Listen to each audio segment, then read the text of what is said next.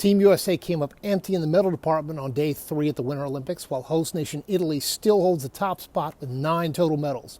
The biggest mover of the day, Switzerland, who nabbed 4 medals in multiple skiing events. Let's recap the best of day 3 at Milano Cortina. In hockey, the United States women took care of business on the ice against Switzerland with 5 different goal scorers in the 5-0 victory.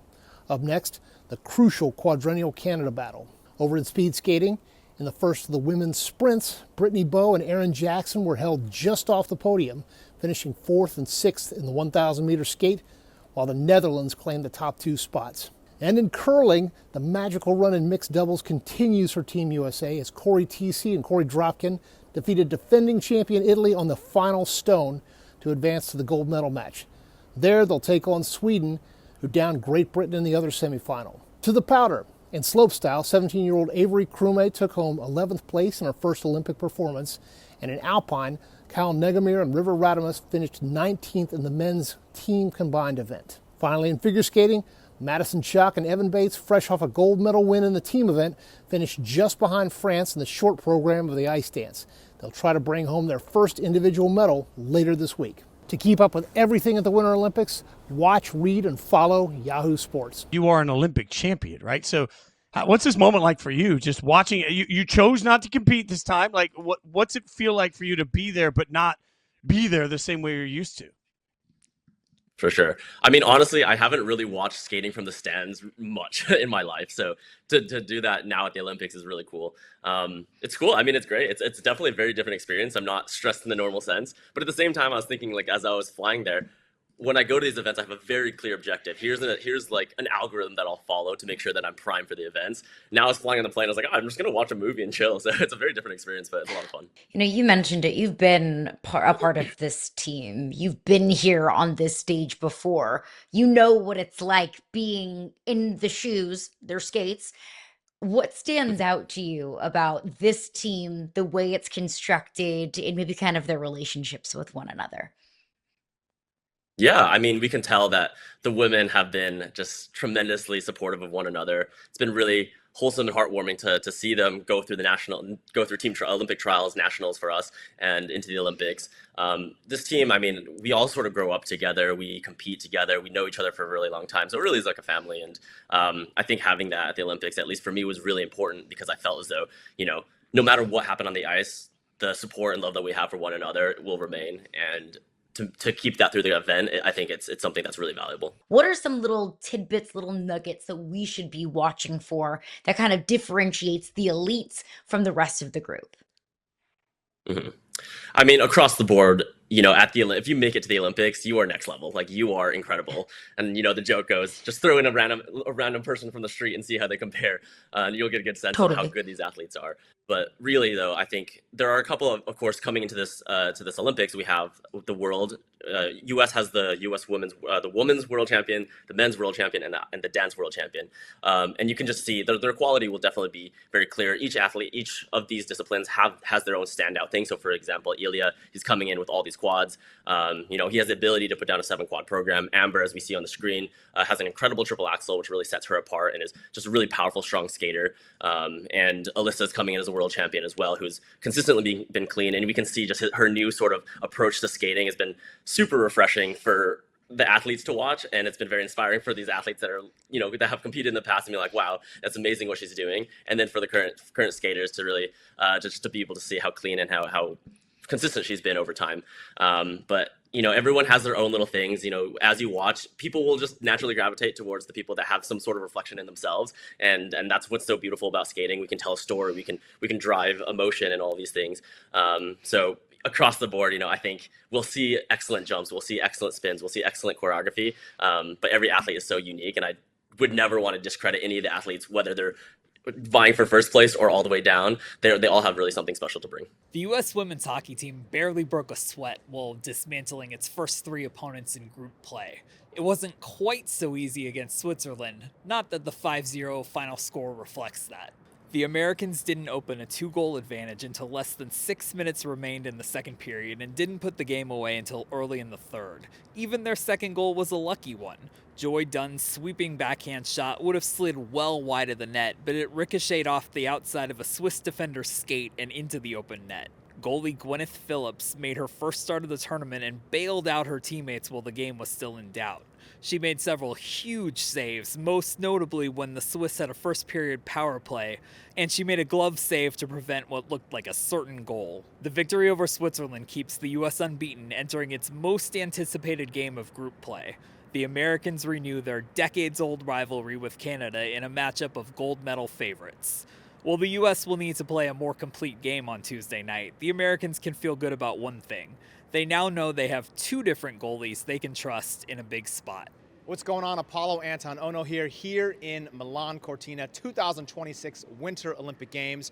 Tonight, the inside edge went to the Dutch. They went 1-2. You've probably seen these from the results.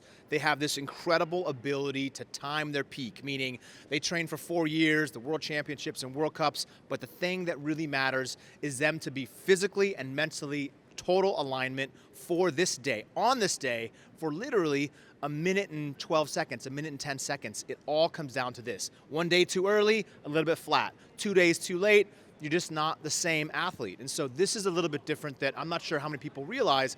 Timing that peak is really hard. You have great days, you have bad days.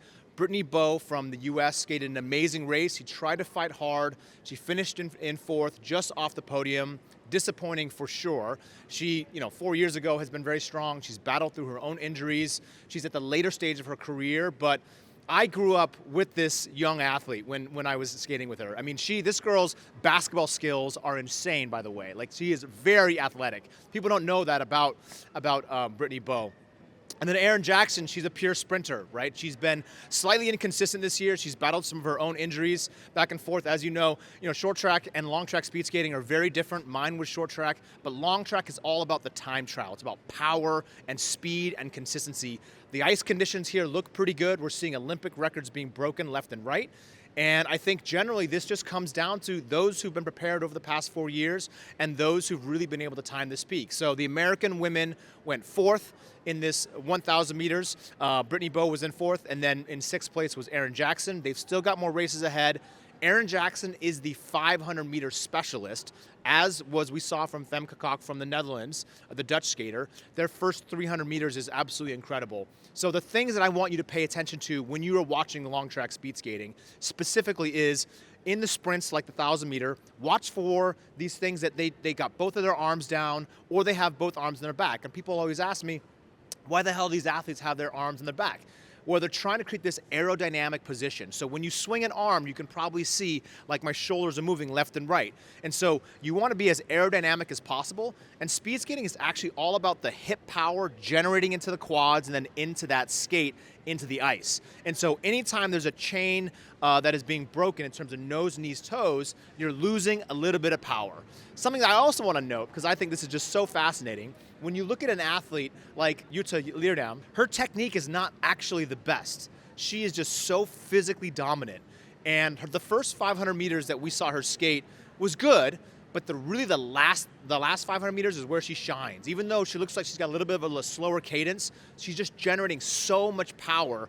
And when you watch long track speed skating on TV, it probably looks a little bit easy. Some of you probably have your socks on going around, or your kids going around in the kitchen. But this sport is tough. I mean, I'm talking about lactic acid buildup in your quads. Imagine doing like a Stairmaster with like a 200-pound weight vest, and you can feel and taste that metallic taste in your teeth. It's a nasty, gnarly feeling.